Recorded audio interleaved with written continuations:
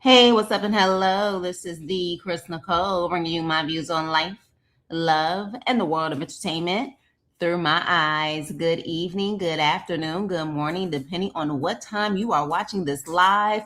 Hello, crew. Hope all is well. Make sure you hit the like button on the way in. Hit the like and hit the hype for your girl. And this is my review on Love After Lockup, season 7 or 8, child. I don't know. Like I said, one app says season 7 still, episode 11. One says season 8, episode 2. Figure it out, I guess. But let's get started. Let me tell y'all something right now. Hey, Adrian. Hey, Z. Hey, Kevin. Hope all is well. Leo. Yes, Z and Leo done hit back-to-back lives. That's what I'm talking about. Hope all is well, you guys. Look, this was definitely a filler episode. And you know it's a filler episode when they showing you all the previews of what's to come, and you're thinking that it's actually going to be in this episode, but they playing us and it's not, it's in future episodes. This is definitely a filler episode. So if I'm rating this episode, I'm giving it a D minus. Straight up D minus. It was not that good. It was a filler episode, but we gonna talk about some of the microaggressions that we saw in this episode. So let's get started. Let's get started with the Kaylee and Michael, which honestly, I don't even know why they're back, because I don't give a dang on about this couple. But excuse me, with that being said, homegirl talking about how she is over 40-something thousand dollars in debt, right? But yet at the same time just bought her a $37,000 Jeep. Now I don't know if she bought it or her mama bought it for her, but she ended up buying her a Jeep. So she ends up picking him up at the halfway house, and he all of a sudden gets in a car and his ankle monitor goes crazy, like goes completely insane. So I don't know how ankle monitors work. By the grace of God, I hope I never have to wear one. But I'm assuming, based on what he said, you have to plug in where you're going. So I'm assuming that if you go out of that bounds, or they feel like you're going away from where you're supposed to go, it goes off. I don't know. But for whatever reason, that sucker went off. He ended up calling, trying to tell them he put in the route, I guess, where he was going, or whatever the case may be. But one thing that she did say is that she has been holding a secret when it comes to finances and things like that, and how he was expecting her to open up a bank account, open up credit cards or whatever to actually build his credit. Child, at this point, he probably has a negative 10 credit score at this point dealing with her. I don't know. But yeah, but at the end of the day, he ends up going home. And first of all, let me just say this. Michael in the face is cute. He got all them tattoos. I'm not a fan of a lot of tattoos, especially tattoos on the neck and face and all of that stuff. But face-wise, he is definitely a pretty boy. I don't mean to sound mean, but it is given that he's with Kaylee because he can use her. I'm just saying. What Kaylee was at 19 versus now is clearly something totally different. I don't know, but I feel like Michael is getting out, and he's going to have a lot of women jumping down his bones, or want to. And I don't think that he's going to deny them that right. I'll just say that. Yeah, I think he was trying to get everything he could from her. And he's gonna go bye.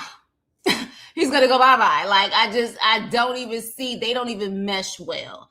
And so when they get to the house, he's ready to get his freak on immediately, of course. But when it all boils down to it, he knows that she's bad with money. And I think this is going to be the reason that he's going to make the excuse of, I'm getting out of this relationship because I don't need for you to take me down, so to speak. Yeah.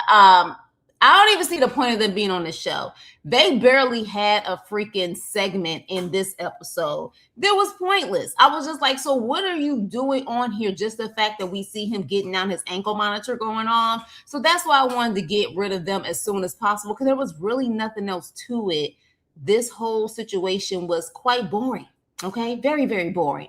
So let's move on to another boring couple, but I'm kind of curious to see what the future unfolds with this couple, because of the fact that they have this interesting dynamic with Kirsten being so-called friends with the baby mama, and Brady has not actually spent any time with his daughters.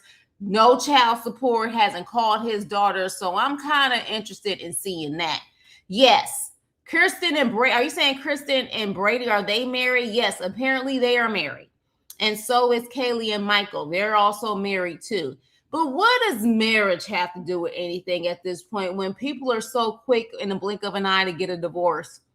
Marriage means nothing to a lot of people at this point.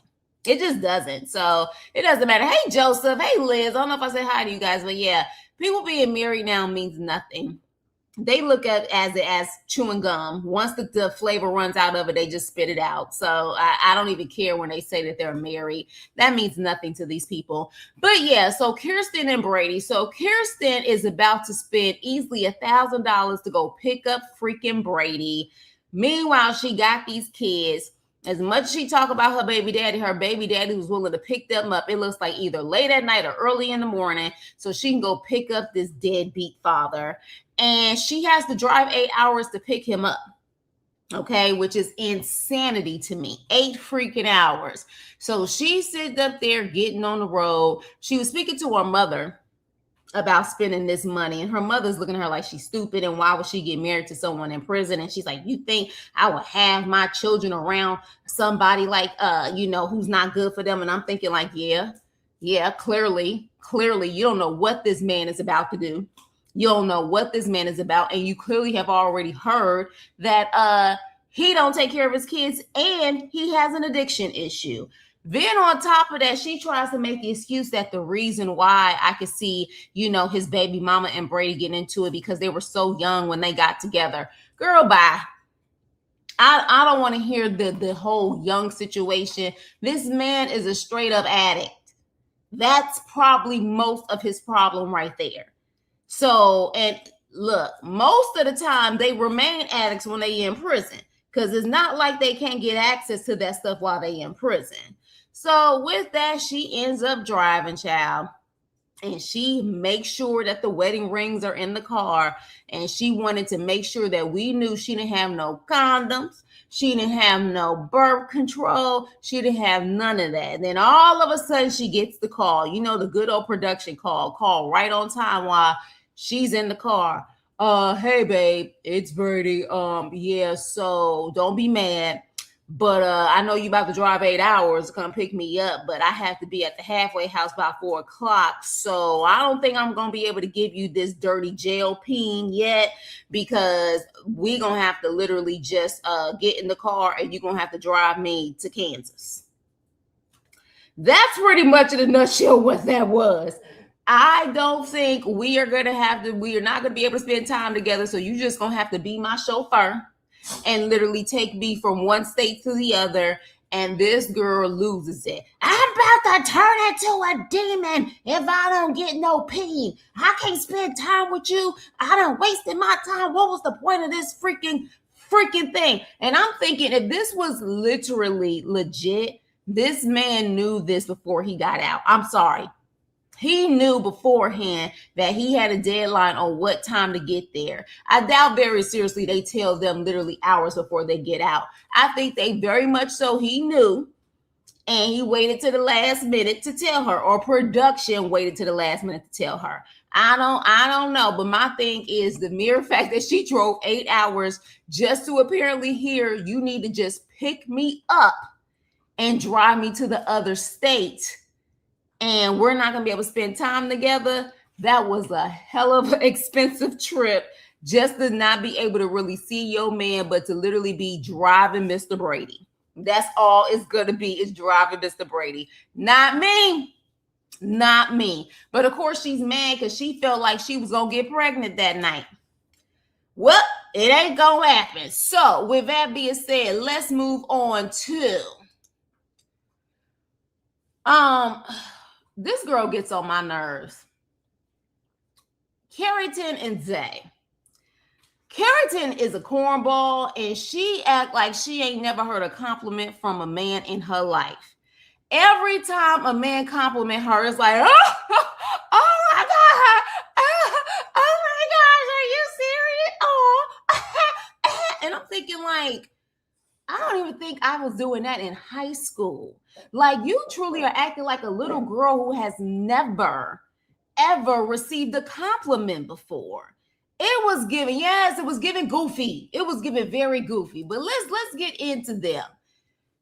Child, we see Zay's ex McKenna.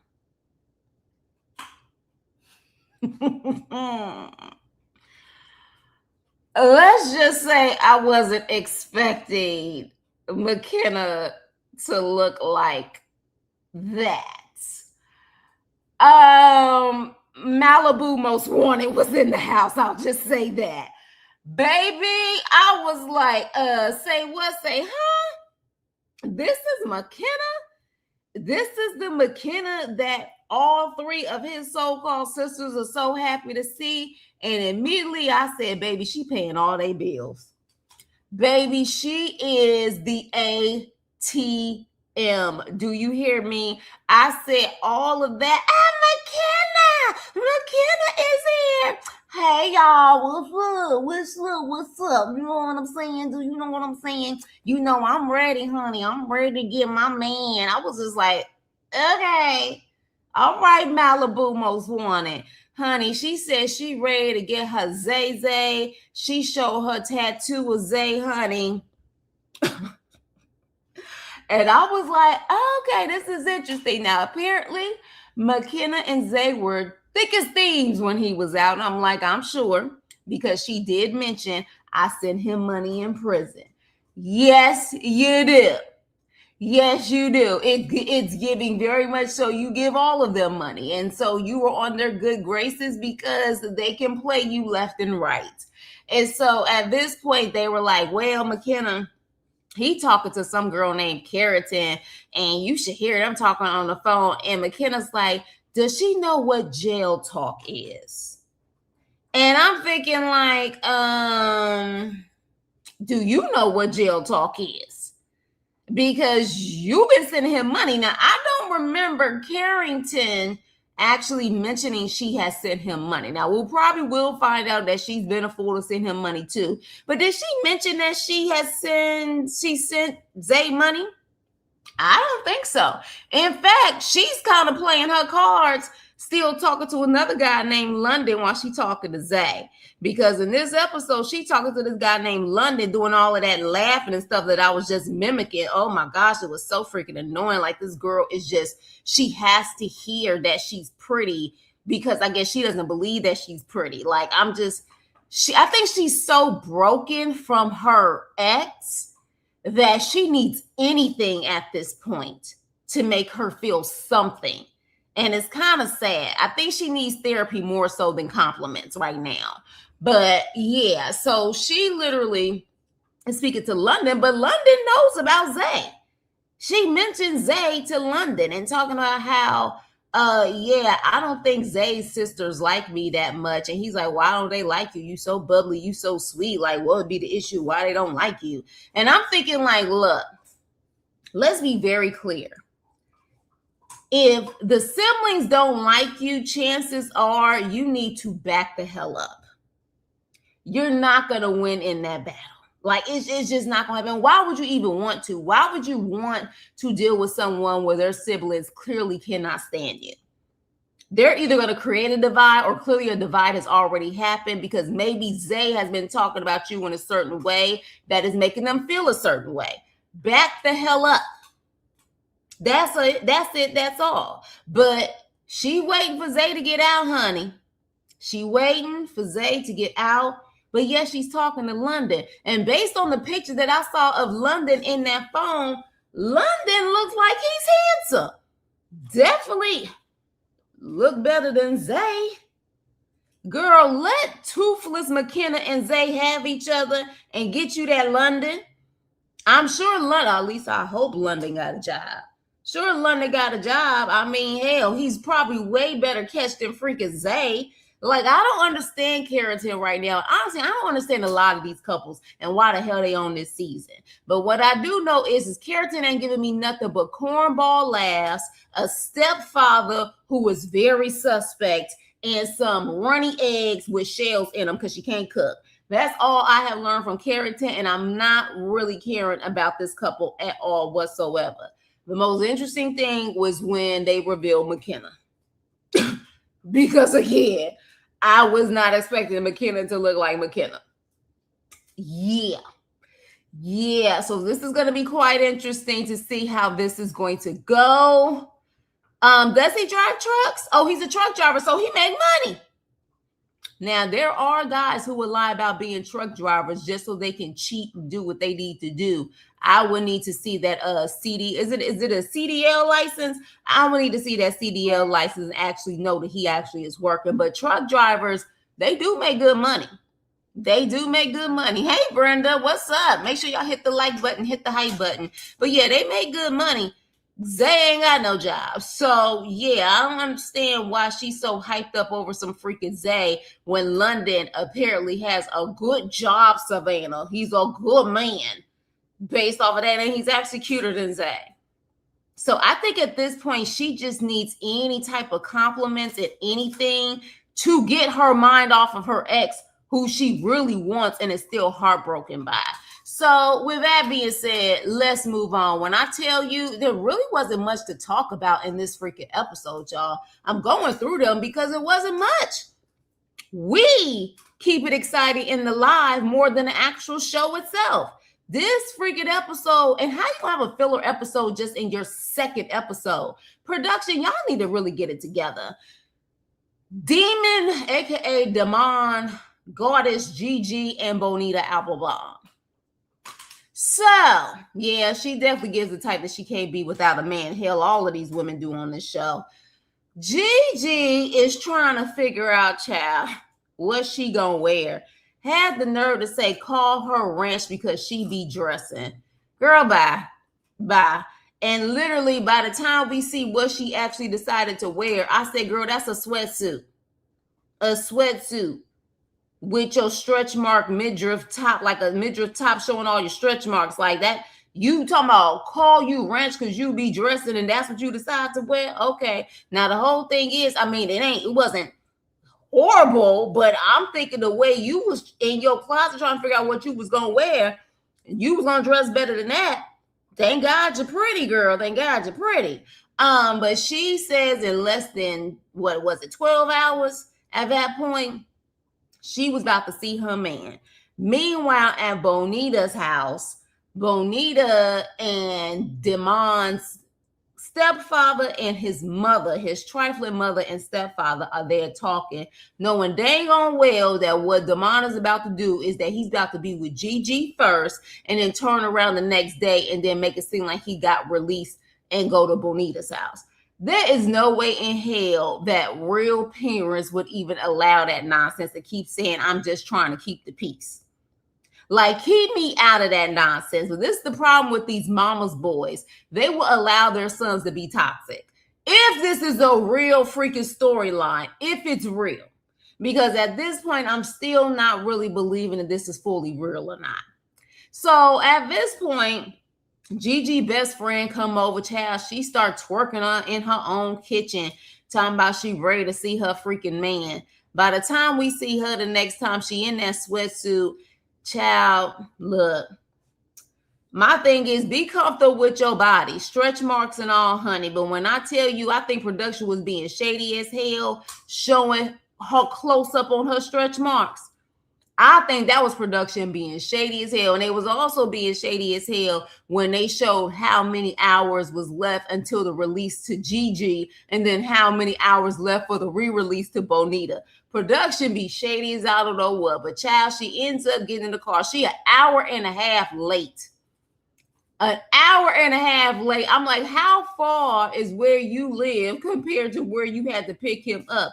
But this dude so trifling saying if she don't hurry up, he gonna easily call somebody else to come pick him up. But literally, she get there, child. She jump all up on him or whatever. And he up there talking about you smell like cotton candy. She's like, Negro cotton candy. Like, where you get that from? I think when they be in prison, they nose be so stopped up, they just be thinking anything smell good at that point. Cause I'm like, cotton candy. Cause the way she said cotton candy, she probably like, fool, I ain't got nothing close on me that smell like cotton candy.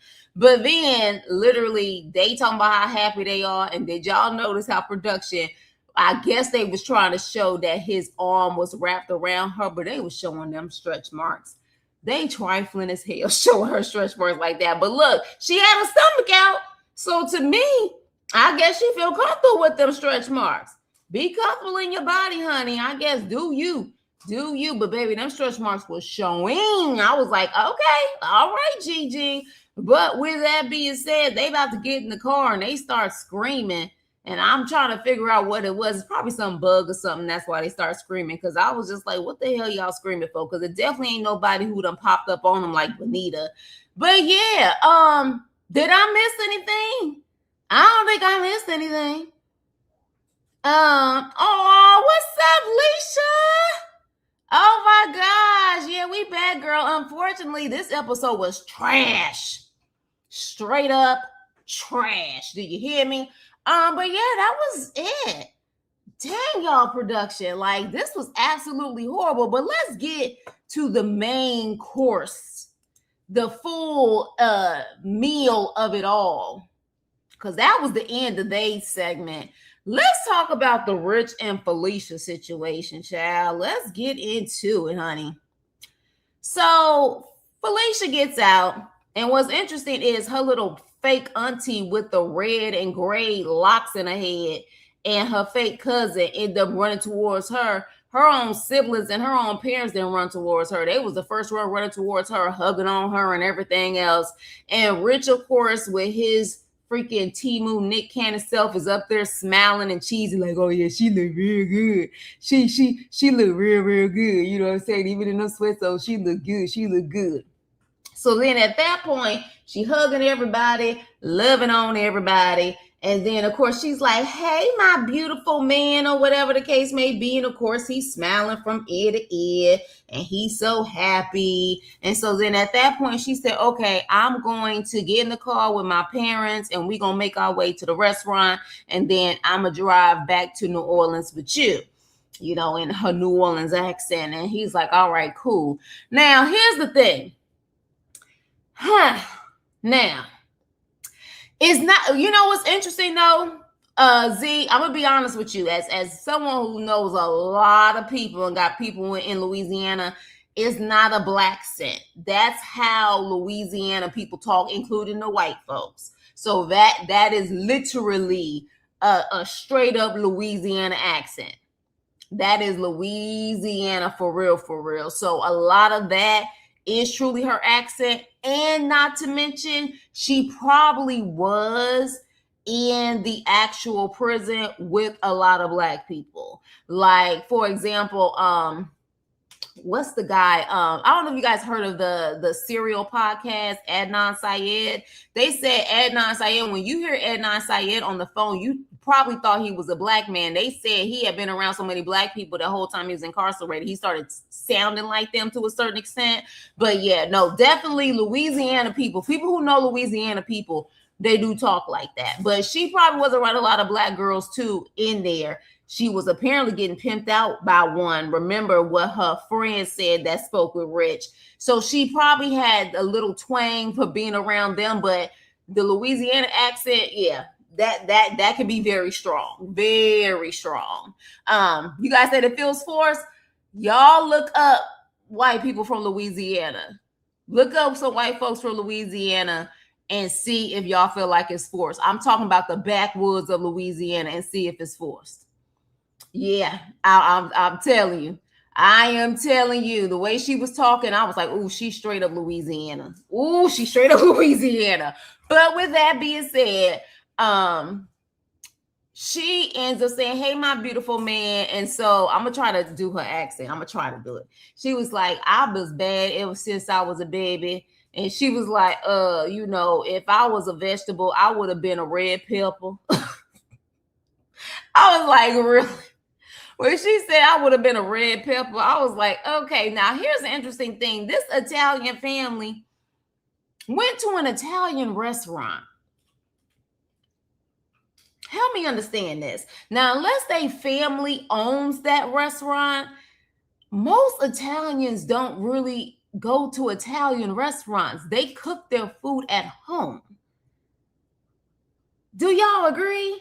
Like most of the time, you don't see Italians really going to an Italian restaurant. They got the food ready to go at home.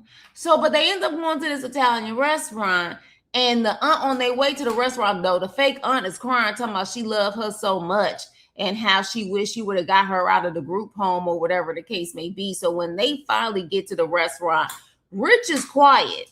But I think Rich is quiet because he just is awkward and he doesn't know these people. That's what I'm taking from it. He's just at that point where it's just like, I don't really know what to say or do. I don't know these people. I don't know how to respond. So literally at that point, they asked Rich, what is his plans as far as what is the future for them?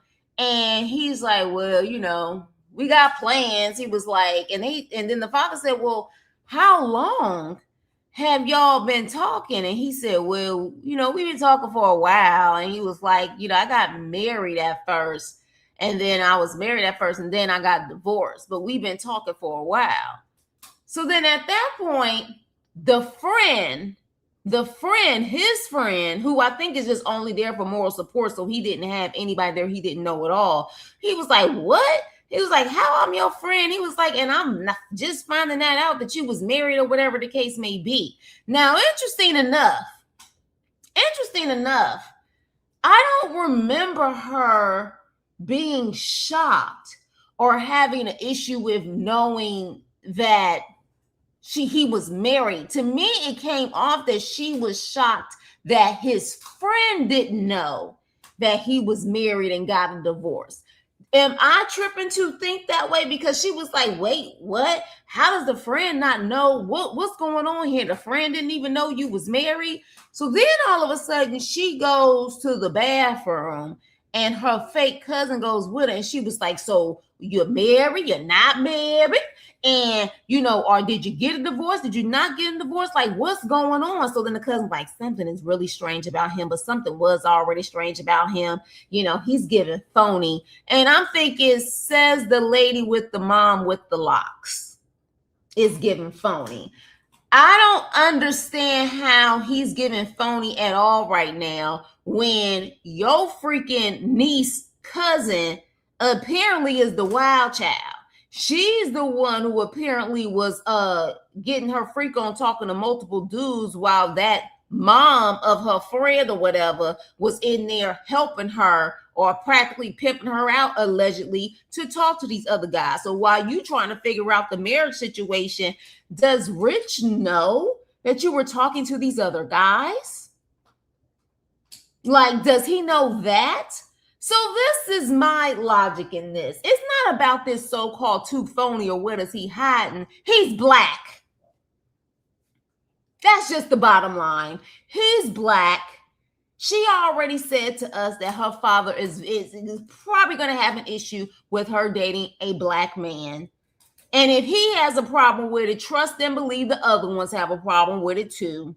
But they're just playing along to get along. But they about to find anything and everything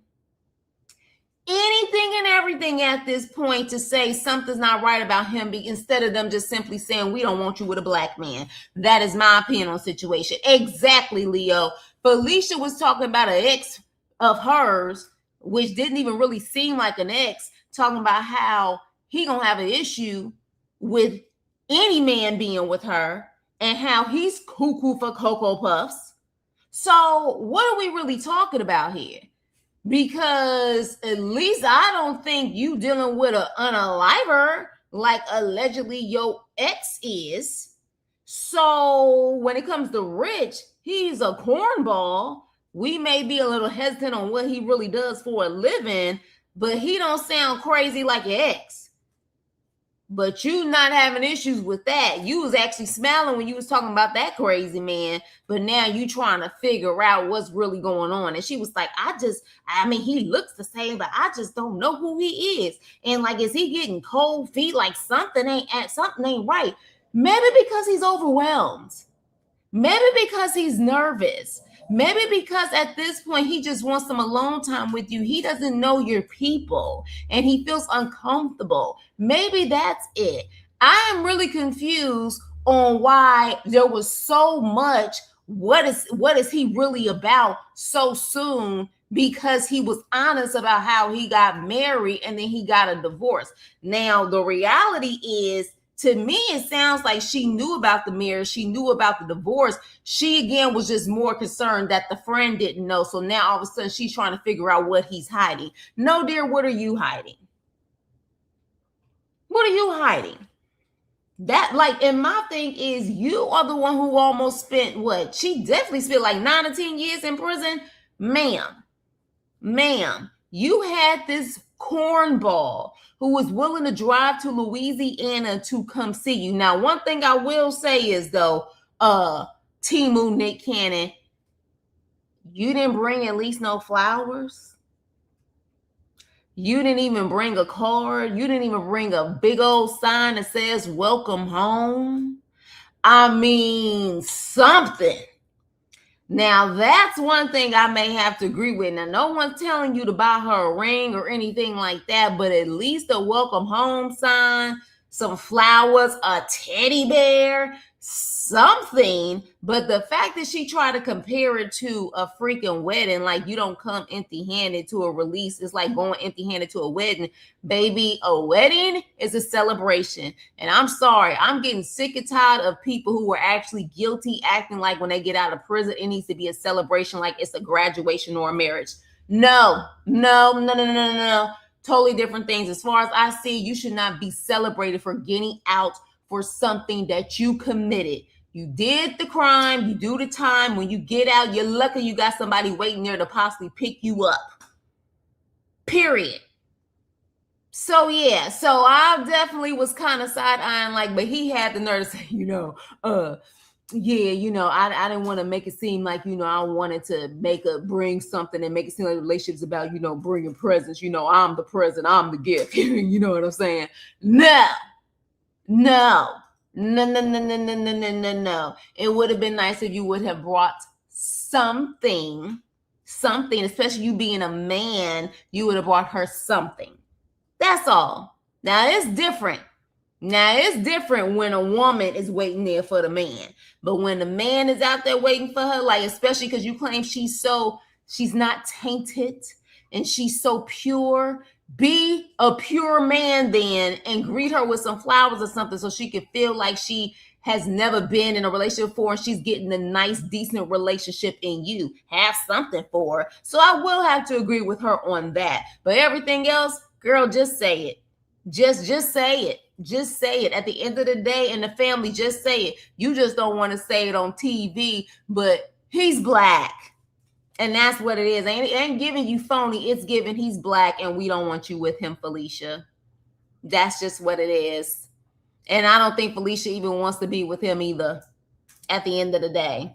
Yeah, the wedding comparison was wild. Hey, is it Colette? Hey, Colette, how are you? Make sure you hit the like button. Yeah, Rich said he's the prize. No, you not.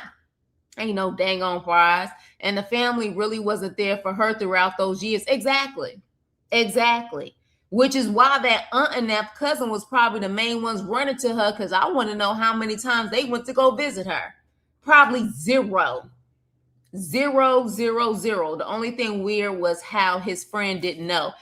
I mean, I would definitely say so, but this is a weird thing also. But again, y'all know how editing is, right? But help me understand how at first, hey, Miss T, at first we saw him get in his car driving from Houston to Texas by himself. So I'm trying to figure out, where did he pick up this friend? Because it wasn't like the friend was with him initially in his beginning travels. Like when he was going from Texas to Louisiana, there was no friend in the car. Did he pick up his friend along the way? Does the friend live in Louisiana? Because he kind of randomly came out of nowhere. And I was just like, well, where's the friend from? So to me, I'm thinking, is he really that type of a friend, or if he's more so an associate that lives in Louisiana and you feel like at least you can know someone to a certain extent, you know what I mean, while you're there with this family? Maybe that's it. Maybe they're not as tight as, people may assume that they are. Maybe that's it. Because again, if anybody, he should have brought that cousin of his, whoever that lady was in the last season. They seem to be more tight. Why you didn't bring her? I wonder if his friend was someone from production, possibly, or just someone that he really don't know that well and was like, dude, you live in Louisiana and I'm about to go pick up my girl and I don't know her family like that. So can you roll with me just in case something pop off? That's what I'm thinking. And he's not really tight with them. But yeah, I feel like they're just trying to find anything and everything to remove Felicia from the situation. That's what I think. And that's just, and especially when we see in the previews coming up, and she's saying, you need to show me proof of something. And he tries to grab her and her cousin, like, don't put your hands on her. And so I think that they're trying to find anything and everything at this point to be like, Felicia, you come with us. Bye, Rich. You know what I'm saying? Like, bye. Thank you for your services. Thank you for your money. Thank you for entertaining her for 6 years. But she's going to find a good old Italian Louisiana boy to be her red pepper. That's it, to be her red pepper. But yeah, no, I'll definitely, it would be quite interesting though, because she could be, I know some of y'all saying she faking her accent. She could be a Malibu most wanted for all I know. But I have definitely known people and white people from Louisiana, from the New Orleans area, or even the backwoods of Louisiana who sound like that. In fact, their accent is even stronger. Some people from Louisiana, their accent is so strong. I'm like, what the hell are they saying? Like that thick accent, you be like, I don't know what they said. I'ma just smile and nod, say, sir, yes, sir. Ma'am, yes, ma'am, and keep it moving. So yeah, but she has an accent, but I've definitely heard those accents before. That is for sure. But it'd be quite interesting to see if somebody, because it never fails. It never fails. Somebody pop up from her past and possibly saying that she fake as hell and she don't sound like that. I don't know, but we'll have to see. But look, y'all, that was the end of the episode. Garbage. Straight garbage. Do you hear me? There was really nothing to really talk about in this episode, besides the fact that her family seems to be very racist. But instead of them just being flat out just saying it, they just have these little mini microaggressions that we all experience in our lifetime. I know, especially y'all at work, if y'all work with white folks that are on that side, the little racist side, they have them microaggressions. They do that mess all the time. So their way is, oh, he just seems a little too phony. He hiding something. That's just their cold way of saying, we need to get her away from this black man. That's what they're saying. That's exactly what they're saying. But that's my opinion. You know what I mean? I agree. They already trying to make him out to be exactly. Yeah, this season better pick up. How long we been waiting for this season? This season better pick up. She will use him before she dumps him for good. Possibly. She may be doing this whole, you need to prove something to me, and causing that chaos just so he can try to chase after her. Maybe that's it. I'm still trying to pick up her accent. I'm trying to do her accent. Am I doing her accent good? I'm probably not. I'm probably destroying it. But yes, honey. She said that if she could have been any vegetable, she would have been a red pepper.